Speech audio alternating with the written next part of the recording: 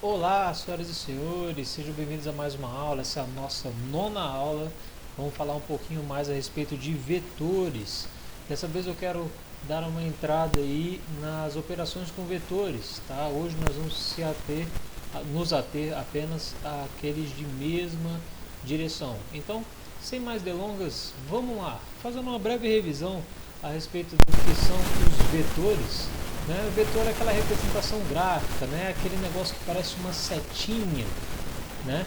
Aqui nós temos dois exemplos de vetor, vetor A e vetor B, em que ele representa algumas grandezas para a gente. Lembrando que existem dois tipos de grandezas escalares e vetoriais.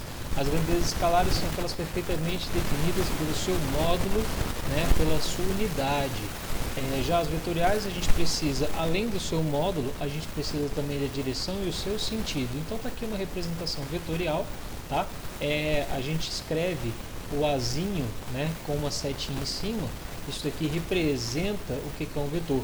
E toda vez que tiver uma seta em cima de uma letra, você sabe que é um vetor e a gente lê assim, o vetor A, né, e o vetor B. Muito bem. Então está aqui relembrando que o vetor precisa de um módulo, né, que é o seu valor, né, o número, também a direção, né, que é, eu gostaria que vocês trocassem esse termo de direção por direcional, porque esse AU aqui vai lembrar que direção é horizontal, vertical e diagonal. Tudo que é AU é direção, direcional. Tudo bem? E o sentido é sempre a orientação, né? Nesse caso, de um lugar para o outro. Ou da esquerda para a direita, da direita para a esquerda, de cima para baixo, de dentro para fora, do leitor para o livro. Qualquer referência pode ser dada nesse âmbito para você indicar o sentido. Mas lembrando que o vetor tem que ter os três. Ele tem que ter o módulo, a direção e o sentido. Então está aqui um exemplo que eu dei na nossa última aula, né, um exemplo de um vetor, e já fica logo uma piadinha, né, já que vocês têm uma noção do que é vetor. A piadinha é, né, para a gente decorar qual que é a diferença de direção e sentido. Como é que você faz um vetor desmaiar? Como é que você faz um vetor desmaiar? Dá uma pausa no vídeo aí, tenta pensar na resposta. Bom, eu acho que você não pausou, mas vamos lá. Como é que você faz um vetor desmaiar? Basta você apagar a cabeça dele, Por que, professor? Por quê? Porque aí, se você apaga a cabeça dele, o vetor perde os sentidos. Padum-dish. Não foi engraçado, né? Eu sei que não, mas pelo menos a piadinha faz a gente saber o que é o sentido. É a representação daquela pontinha da seta, é o sentido. Veja, se não tem a pontinha da seta, você não sabe se esse camarada aponta para cima ou para baixo. Então você fica apenas com a direção, nesse caso aqui, vertical. Então, muito bem, apresentando esse vetor para a gente, né, ele tem um módulo igual a 3, que é o tamanho do vetor, a direção vertical e o sentido, quando estava com a setinha, né, o sentido de baixo para cima. Muito bem, um segundo vetor aqui, o vetor B, né? Claramente ele está na horizontal, direção horizontal, o sentido da direita para a esquerda e o seu módulo, basta interpretar o tamanho dele. Então vamos lá, 1, 2, 3, 4, 5 e meio. Então nós temos aí o módulo 5,5, direção horizontal e o sentido da direita para a esquerda. Muito bem. Antes de mais nada, quando a gente for falar de vetor, é interessante a gente definir um referencial, um sistema de referências.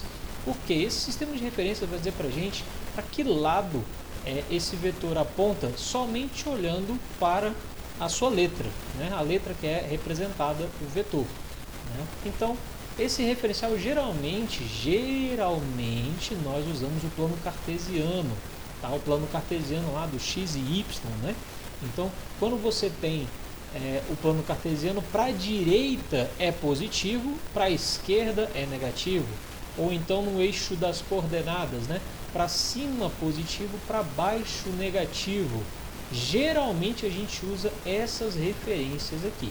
Porém, essas referências podem ser alteradas.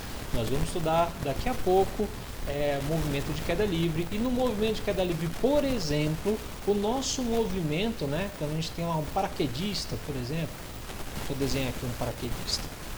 E aí ele salta lá do avião, ele está em queda livre, então ele está indo para baixo. A gente geralmente adota nessa circunstância que para baixo o eixo seria positivo. Repare que isso daqui é o contrário do que eu estou te demonstrando agora nesse movimento. Geralmente a gente adota para cima como sendo positivo, mas lá em queda livre isso vai mudar, tá? Não se confunda com isso aqui agora. Por enquanto, adote esse eixo de referência e saiba que a única coisa que isso serve é para dizer para a gente o sinal, né? O sinalzinho. Quando o sinal é mais, a gente vai saber que provavelmente está no sentido do movimento, e quando o sinalzinho é menos, ele vai estar contrário ao movimento. Nesse caso aqui, para a direita positivo, né? E para cima positivo, tá bom? Então sempre adota aí esse eixozinho de referência para vocês, tá? Para a direita e para cima positivo, para a esquerda e para baixo negativo. Geralmente isso daqui vai cair mais na vida de vocês. Vamos lá, vamos para frente. Né? E uma última observação aí, que essas referências podem ser mudadas a qualquer momento. Né? O exemplo que eu dei da queda livre. Bom, então, só relembrando um outro conceito aqui que eu já falei na aula passada, de vetores opostos. Tá? A única diferença entre os vetores opostos é justamente o seu sinal.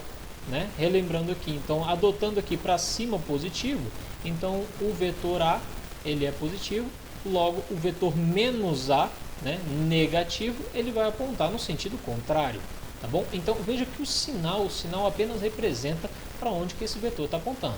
Então nesse caso aqui positivo ele é para cima, então se eu falar para você eu tenho um vetor A e um vetor menos A, o vetor menos A obviamente vai ser oposto ao vetor A, ele vai apontar no sentido contrário do vetor A. Se A é positivo, o vetor menos A tem que ser negativo, aponta no sentido contrário, tudo bem?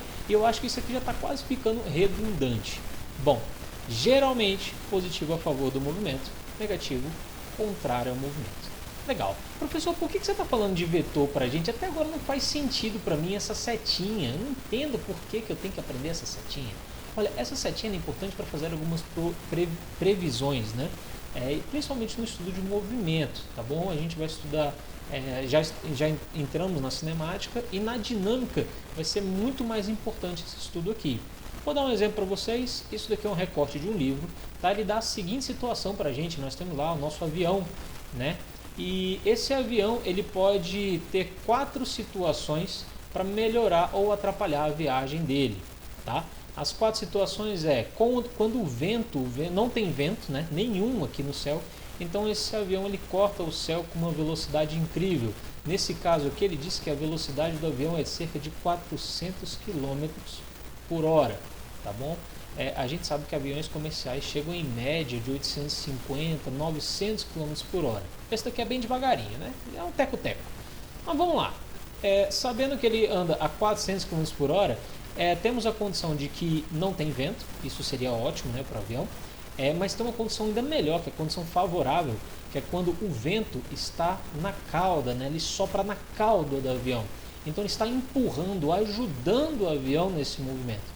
Logicamente que a viagem vai durar menos tempo, né? E claro que o avião vai economizar mais combustível, vai ficar menos tempo no ar, vai economizar mais combustível. Essa é a condição que a gente chama de favorável, né? Temos também a condição desfavorável, que é quando o avião ele pega aqui, ó, olha aqui no cantinho, ele pega o vento contra. E aí é claro que a viagem vai demorar mais, porque o avião ele literalmente ele tem que voar por mais tempo, né? E gastar mais combustível. Essa seria a condição desfavorável, né? E uma condição diferente, que é quando ele pega um leve vento perpendicular a ele, né? Que também não vai alterar muito esse movimento, né? Então eu gostaria que vocês se atessem a 2 condições, a condição favorável e a condição desfavorável. Tá? Dessas 2 condições, vamos analisar a situação, problema que ele deu aqui para a gente. Considerando uma viagem de 200 km, um avião com 400 km por hora e um vento de 200 km por hora, temos que, olha, repara na condição favorável, que é aquela quando o vento ajuda o avião. Então nós temos a velocidade do avião, que é de cerca de 400 km por hora, representado agora por um vetor, e isso ajuda a gente a ficar bem mais visível, né? Representado por um vetor, ele está voando a 400 km por hora, e temos ainda a velocidade do vento, que é de 200 km por hora, que também está empurrando o avião. Então, Concorde comigo que existe uma velocidade relativa ao chão, que é uma resultante das duas. Vai ser a velocidade do avião, de 400 km por hora, mais a velocidade do vento, de 200 km por hora, que está empurrando o avião.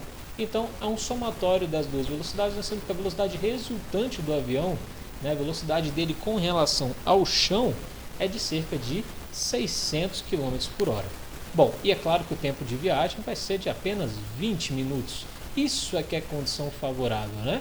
Coisa boa demais, economiza combustível, mas também temos a condição desfavorável. Quero agora que você observe aqui, ó, condição desfavorável. Qual seria? Ora, o avião está viajando com a velocidade de 400 km por hora para frente, mas existe um vento contra. Olha aqui representado no vetor, um vento contrário de 200 km por hora.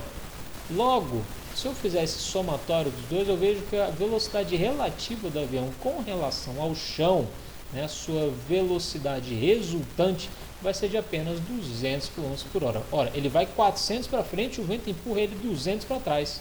Então a resultante vai ser de apenas 200 km por hora e isso vai aumentar em muito tempo de viagem, né, para 1 hora de viagem. Bom, veja como que os vetores, o entendimento de vetores te ajudou a compreender essa situação, problema. E é a partir disso que a gente vai usar os vetores para poder simplificar algumas situações e fazer algumas previsões. Tudo bem? Então vamos lá, vamos fazer então. Eu acho que vocês perceberam que teve uma operação matemática, né? Vamos tentar entender como que é essa operação matemática, como que se dá essa soma e subtração desses vetores. Bom, a soma de vetores, no caso hoje a gente vai se ater apenas aos de mesma direção, e na próxima aula vai complicar um bocado, tá? Então aproveita, senta aí, relaxa que ainda tá de boa. Vamos lá, soma de vetores de mesma direção. Então tem um vetor A e B, eles estão na mesma direção. Nesse caso, ambos estão na horizontal. Tudo bem? Ambos estão na horizontal. E graças a Deus, nesse caso aqui, eles têm o mesmo sentido. Ambos da esquerda para a direita. Como seria então o vetor resultante dessa soma desses vetores? Bom, o vetor resultante é um vetor R, tudo bem? E ele é dado pela soma algébrica de A mais B.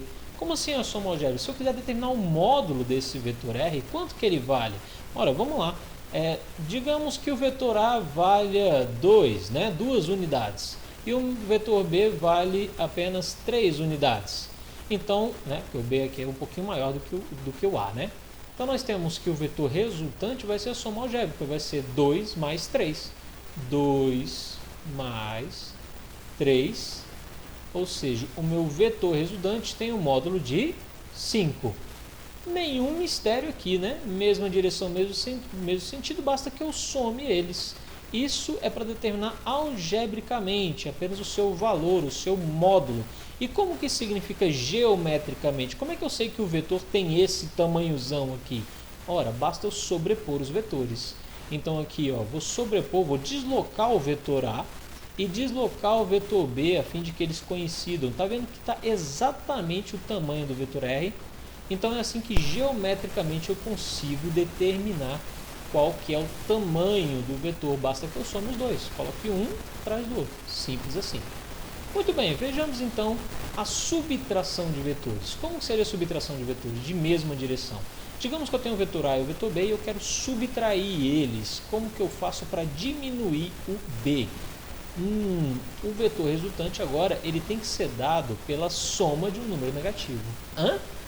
Gente, subtração não é nada mais do que você somar uma dívida. É sempre assim. Se eu tenho 10 picolés, né? Não, vou fazer exemplo com picolé não. Vamos no vetor mesmo, né? Vamos no vetor mesmo. Então tá aqui, né? Eu tenho o vetor R e o vetor R vai ser simplesmente a soma de um número negativo, de um vetor negativo. E como que é o vetor negativo de B? Ora, o vetor negativo de B é o vetor oposto. Então como que eu desenho o vetor oposto a B? Tá aqui. Tará, o vetor oposto a B é aquele que tem o mesmo módulo, a mesma direção, né, na horizontal, só que o sentido dele é o sentido inverso, é o sentido contrário. Agora valeu aquela aula de referência que a gente teve ali atrás. Tá aqui. Então uma subtração de vetores não é nada mais do que uma soma de um vetor que é o oposto, né? O oposto desse vetor. Soma a gente sabe fazer, né? Como é que é algebricamente? Algebricamente, basta seguir mesmo. Vamos lá. Se esse camarada aqui tem, de novo, então vamos lá, 3 e o B tem 4, né? Se o A tem 3 e o B tem 4, qual seria o vetor resultante? Ora, seria 3 mais menos 4. Por que menos 4? Esse menos apenas indica que ele está no sentido contrário. Mas algebricamente a gente faz a conta. Então nós temos aqui que o R vai ser um vetor igual a menos 1. Menos 1. Porque 3 menos 4, menos 1. Em que novamente esse menos aqui indica apenas que ele está no sentido contrário de A. No sentido contrário de A. Se A era positivo, então o R, que é negativo, vai apontar no sentido contrário. Tá aí, ó, seguindo o nosso plano cartesiano, né? Para a direita positivo, para a esquerda negativo, representado aqui, ó, matematicamente, algebricamente e também representado geometricamente. Agora, como é que eu sei que ele tem esse tamaninho, né, pequenininho? Ora, vamos sobrepor os vetores de novo, né? Então, eu tenho aqui o vetor menos B e eu vou sobrepor o vetor A.